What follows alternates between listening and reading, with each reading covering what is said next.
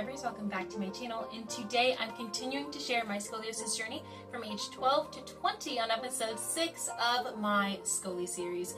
Note, this episode will be broken up into 2 parts, so this part is really going to just cover the physical aspects of the brace, like heat and sores, and then the next part is going to cover the mental aspects, like dealing with insecurity.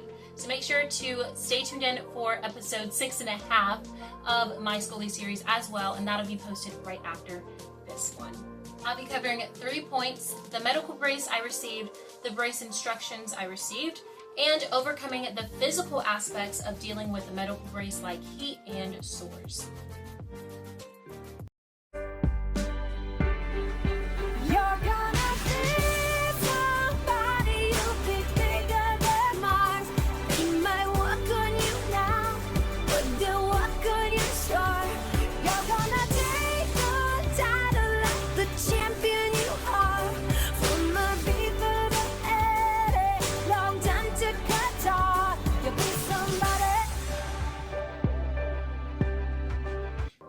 I just want to give a shout out to @VictoriaC34FB for commenting on one of my scoliosis episodes and requesting that I do a brace video like this that's dealing with the physical and mental aspects. So thank you so much @Victoria. Make sure to stay tuned in. The medical brace I received was the Scoli brace, and it was at age 14. So please welcome onto the scene Braceland, which is the name of my medical brace, because when something has been just attached to your life for so long, you might as well put a name to it. When I first got fitted for this brace at Hartley Chiropractic, oh my gosh, you guys, this was so monumental to my scoliosis journey, because when I put this thing on, my spine went from 70 degrees all the way down to 34 degrees. I'm talking about a highly severe spine going to under surgery range. And Dr. J was just amazed and impressed by the results, because he's like, girl, you have so much flexibility in your spine that we're gonna take advantage of this and just add more foam so it could press more and that you can get even more correction. So I started forming a love-hate relationship with the brace as opposed to just a hate-hate relationship, because this was the first time I was able to see, oh my gosh, wait, my spine can actually become under surgery range. This is great. So when I first put that on, it was just incredible, and that's an understatement. So I had the original Braceland for 6 years, and as you can tell, it has some clear wear and tear. The straps are cracked, and there's even some discoloration on the foam.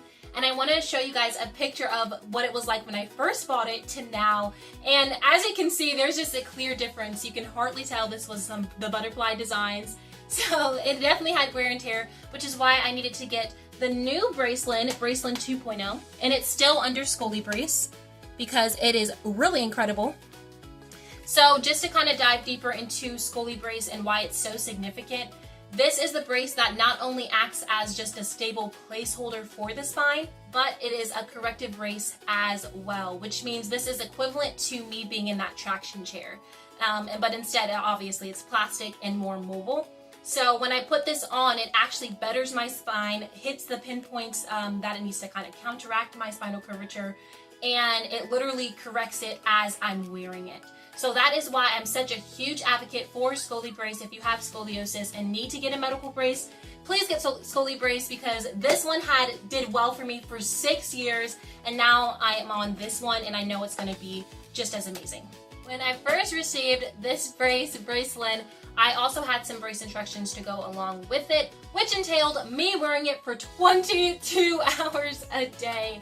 That was really, really challenging, which meant I only had about 2 hours with the brace off. So I had to make sure I completed my extracurricular activity of ballet and showering before I put it back on. And if you couldn't guess already, that means that I also had to sleep with this thing on, which was an adjustment and a half. It was crazy. As you can probably guess, I did not make it up to 22 hours at first, because the moment I put this brace on, I wanted to take it off because the pain was instant. Like, it was an instant sharp pain in my back, and I was just done and over it. I'm like, I don't want to have this on for 20 minutes, let alone 22 hours. So this kind of transitions to my last point of this episode, which is how you overcome that physical pain. And I think this is one of the best tips that I can give, is having an accountability partner to encourage you, motivate you, and distract you. So when I first got this brace fitted and had to wear it, my mom would just be like, okay, let's go on walks, let's get some ice cream, because she was really just trying to distract me from focusing on the pain and trying to get my mind onto something else, which really, really helped. So the moment I wanted to take it off, she's like, oh, you want to make an ice cream run? And I'm like, okay, yeah, I do. And so she would try to help me get closer to my goal of reaching 22 hours. The second tip for overcoming that physical pain is having the right materials. So when I first got this brace, I made the mistake of wearing a cami as an undershirt. So just like a cami like this.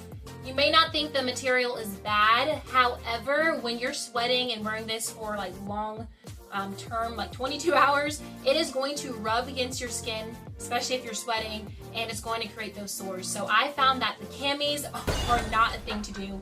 Instead, you should definitely look up some silk shirts, which I love. They're breathable, so you don't get hot as easily.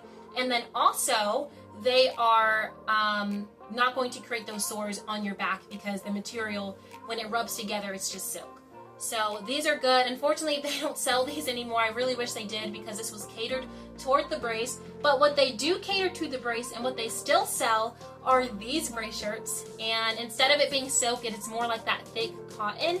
I still love it. It still prevents, sores from happening. You do kind of get hotter in it just because it's cotton instead of silk. But like I said, they still sell these, and I will put this in the link in the description below. And real quick, if you have not seen my 5 tips and tricks for brace wearing, please, please, please watch that video because I also share some amazing tips on there. If you happen to already have those sores, make sure to get big band-aids and some Aquaphor, you guys. This has been such a blessing in my just brace wearing journey because I have been a girl who had sores in her back just from, wearing not good material like the camis. But the moment that I put some Aquaphor on the Band-Aid, put the Band-Aid where the sore is, and then put like the silk brace shirt or that cotton brace shirt, it actually has acted as a really, really good barrier, preventing that friction and the sore from worsening.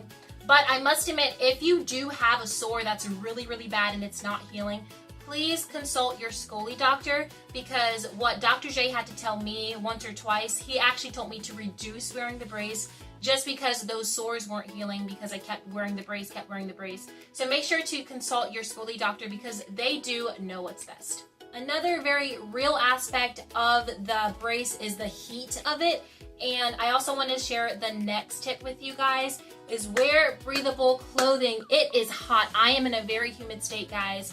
And if I want to cover the brace because I just don't want to have it out, I will wear a material that's very breathable and movable as well. So this is a little bit see-through, but if you have your brace on and like a darker undershirt underneath it, it is going to work wonders. So this has been really good for me, just wearing this type of breathable clothing to prevent heat.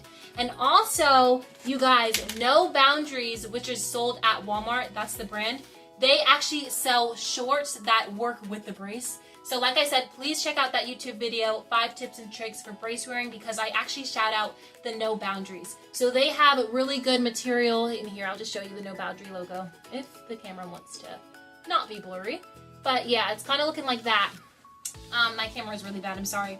But they have some really good outfits that you can wear. Because I think a lot of people that are trying to hide the brace especially, they, kind of their default is sweatpants or leggings. But y'all, in that summer heat, it's best to do something like shorts, skirts, dresses, and it really does work well with the brace because it's the stretchy material and it hides it really well.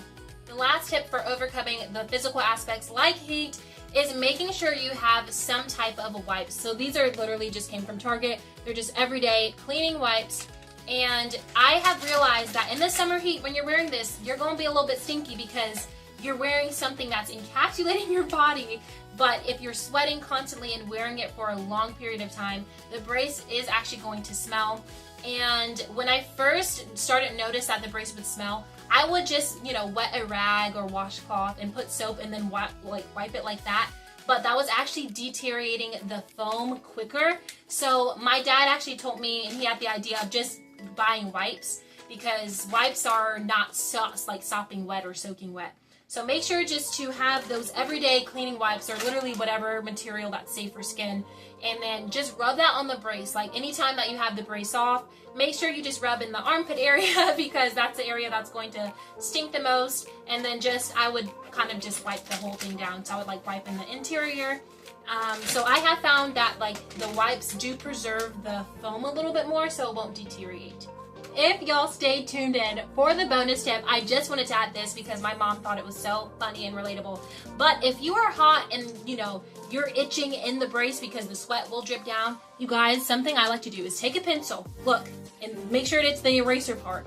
I literally like to go in this little hole and like find where it's itchy, and I would literally just like put the pencil down to where it's itchy. So that's another thing that's great about the Scoli brace, because it does have that hole where you can even fit your hand in there if you want. So that's another bonus tip. Thank you guys so much for watching episode 6. Please stay tuned in for episode 6.5, which covers the mental aspects of the brace. Y'all have yourself a blessed day.